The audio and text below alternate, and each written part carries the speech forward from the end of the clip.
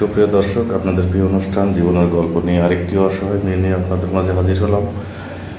মেয়েটি কোথা থেকে এসেছে, কেন এসেছে, অবশ্যই আমরা তার কাছ থেকে তার মুখ থেকে শুনবো।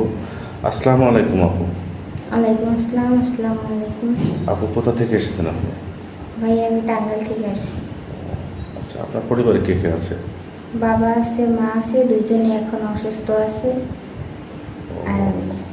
এক কথায় অসুস্থ থাকার কারণে যৌতুকের টাকা দিতে পারছে না জন্য আমাদের এখানে আছে। আমাদের এখানে কার মাধ্যমে এসেছেন? আসছি এই যে আপনাদের মাধ্যমে একটা গরিব অসহায় আপুর বিয়ে হয়েছিল, তো এখন সে ভালো আছে, তো তার মাধ্যমেই আপনাদের কাছে আসা। বুঝতে পারছি, তার মানে বলতে চাচ্ছি তোমাদের এলাকায় যে মেয়েটার বিয়ে দিচ্ছে ওই মেয়েটার মাধ্যমে যোগাযোগ করে আমাদের এখানে হচ্ছে। আচ্ছা আপু, তুমি কতদূর পর্যন্ত পড়াশোনা করেছো? আমি 9 পর্যন্ত পড়াশোনা করছি। কোরআন পড়তে পারো? জি পারি। নামাজ কালাম পড়া হয়?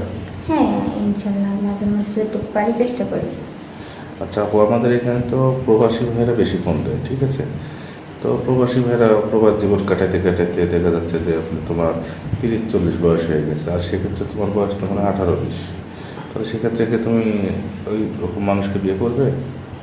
হ্যাঁ অবশ্যই, কারণ মানুষের বয়স তো আর বিষয় না, বিষয়টা হলো তার মন মানসিকতা কীরকম সেইটাই সবচেয়ে বড় বিষয়। আর চেহারা দিয়ে কী করবো ভাই, ইয়াং দিয়ে কী করবো, পেটে ভাত না থাকলে। আচ্ছা, যাই হোক, অনেক প্রবাসী ভাইরা আছে তোমাকে বিয়ে শাদী করে দেশে রাখবে, তার বাবা মা থাকবে, তুমি তাদের সঙ্গে কি খারাপ আচরণ করবে?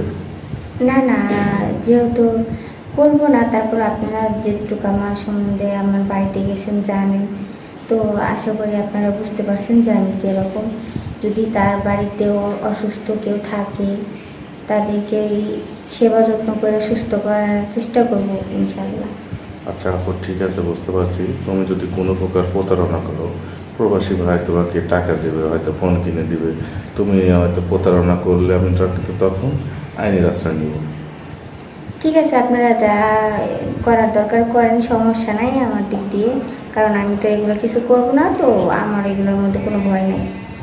ঠিক আছে আপু, বুঝতে পারছি। কারণ এই কথাটা আমরা কেন বলছি, আমাদের চ্যানেলে যাতে তোমার কোনো প্রকার ভাবমূর্তি নষ্ট না হয়, হয়তো কোনো ভাই আমাদের ফোন দিয়ে বলতে না পারে ভাই আপনাদের কারণে প্রতারণার শিকার হলাম, কারণ এই কথা শুনতে আমরা ইচ্ছুক না। যার ইনশাল্লাহ শুনবেন না ওনার। আশা করি সুন্দর কথা বলেছ আপু। যাই হোক আপু, তোমার তো কন্ট্যাক্ট নাম্বার নেই, তাই না? জি ভাই, আমার নাম ফোন টোন নাই। আচ্ছা, বুঝতে পারছি। সুপ্রিয় দর্শক, আপনারা শুনতে পারলেন মেয়েটার কথা। আসলে 2-4-5-10 মিনিটে একটা মেয়ের জীবনের গল্প বলে শেষ করা যায় না।